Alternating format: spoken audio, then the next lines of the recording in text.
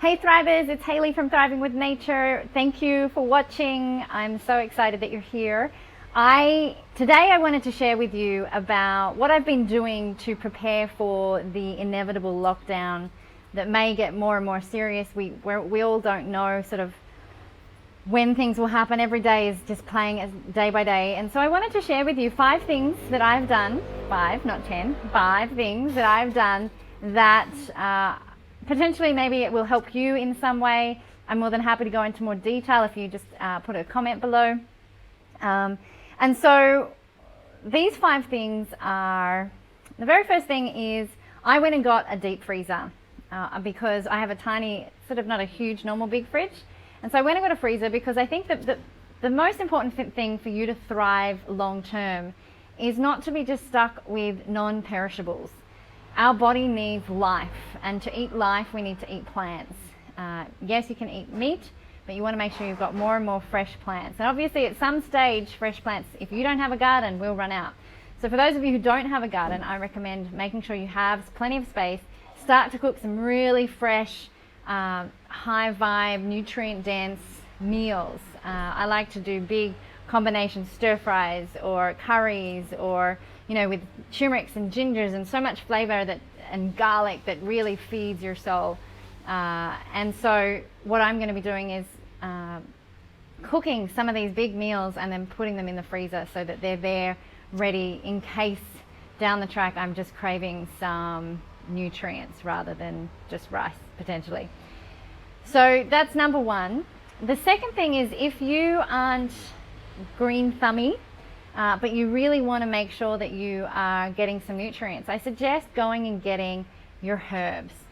So I have, and you don't have to grow them, you can just go to an organic nursery. There's a nursery just around the corner, this beautiful woman here, Katut.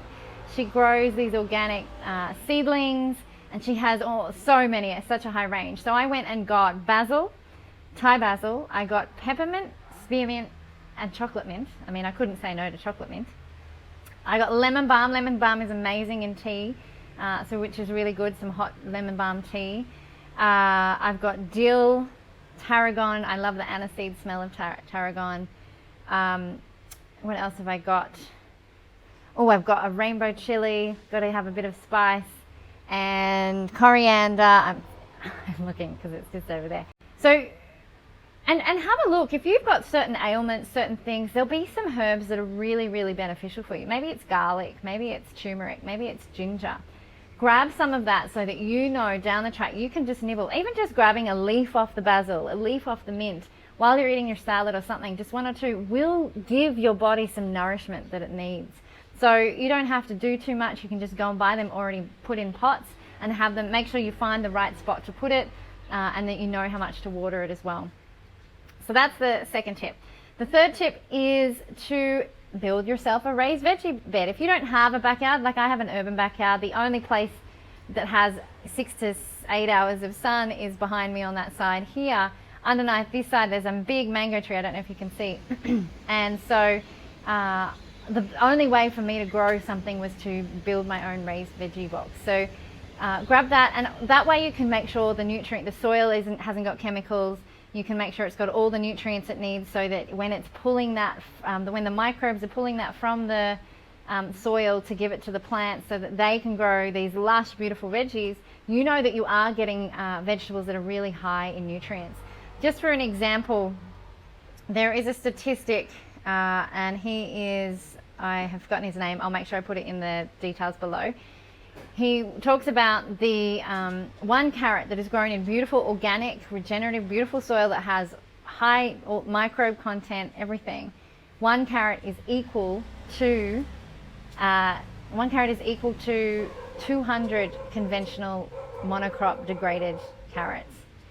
So you don't want to have to eat 200 carrots just to get the right nutrients. That's what I'm just saying. We have the chance to really nourish and feed ourselves. So knowing how to build soil, which is something, if you guys are interested, comment below and I'll do a video on how to build some soil that is nutrient rich, that will really feed your soul.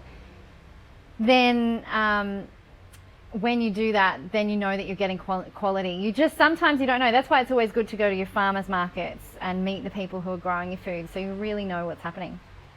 So building your veggie garden, but that may not be, you can do it any size. If you've got a yard, of course, find the great sun spots, check that the soil is okay. Maybe you have to start rebuilding the soil before you plant anything, and so forth. Syntropic agroforestry helps, by building a placenta and making a biodiversity to start to nourish and build the soil as you go. So that's something to think about. So fourth is to start buying seeds, because down the track, 30, 60, 100 days, we don't know what's going to happen. But if you want a bit of certainty in your life, seeds and seedlings are the way to go. So as you can see here, I've got seeds growing. I only put these in the soil 2-3 days ago, and already the corn, the sunflowers, the butterfly pea, the Chinese cabbage, then you've got your red spinach, all of that is starting to come up already. It happens so quickly, it's very exciting.